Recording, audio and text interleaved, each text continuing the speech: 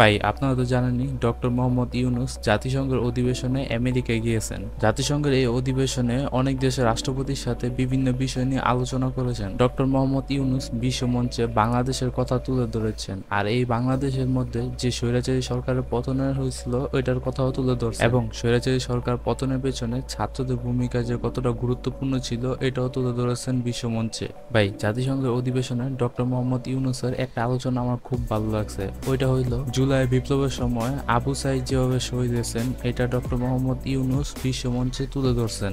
এছাড়া তিনি ছাত্র আন্দোলনের 3জন সমন্বয়কে বিশ্বমঞ্চে পরিচয় করে দিয়েছে।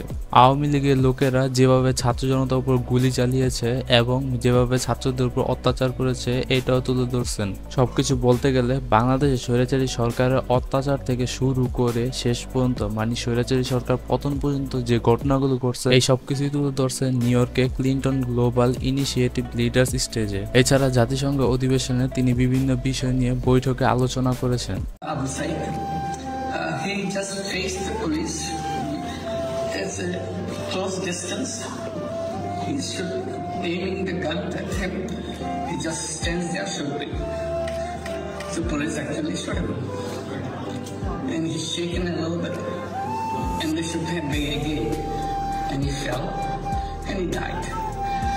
He became a symbol for him. Some of the leaders of the student movement are here. Yeah, what you see? It's amazing the way they speak. The language I never heard.